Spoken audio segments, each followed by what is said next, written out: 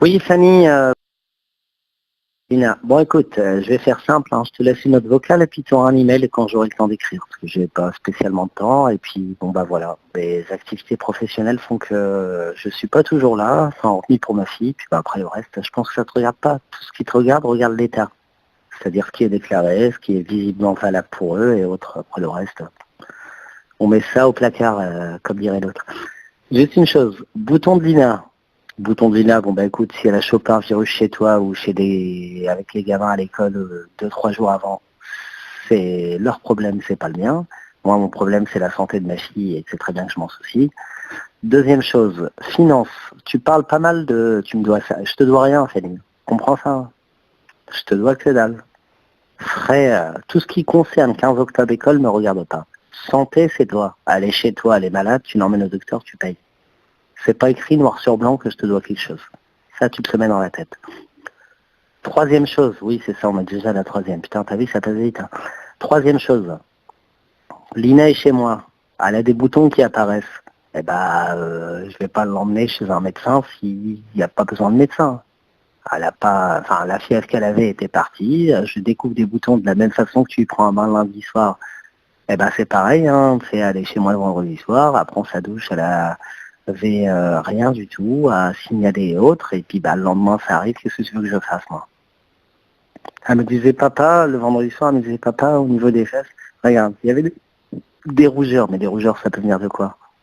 Elle est peut-être allergique à l'acrylique, matière de vêtements, elle est peut-être allergique au coton, j'en sais rien. Ne me parle jamais, s'il te plaît, Fanny, et tu retiendras cette phrase-là, de coopération, collaboration. Tout ce que tu as fait de A à Z a été pour but de me faire péter un câble et d'espérer qu'un jour je vienne et puis, non, ça n'existera pas chez moi. Je t'ai mis en copie sur un mail une fois, je t'ai dit j'ai refait ma vie. J'ai rien à voir avec toi, hormis Lina.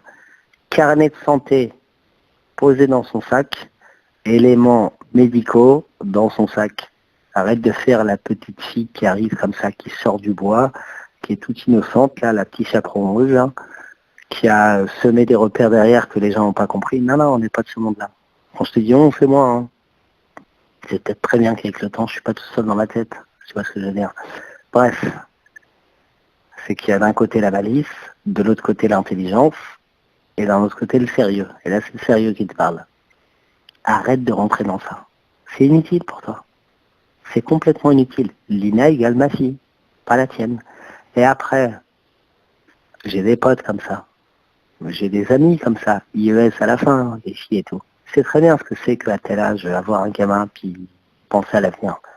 Mais bon, rencontre qui tu veux, fais ce que tu veux de ta vie.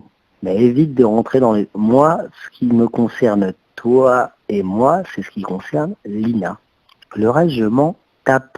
Elle peut te dire, il y a tel collègue qui est passé à la maison voir papa. T'as compris?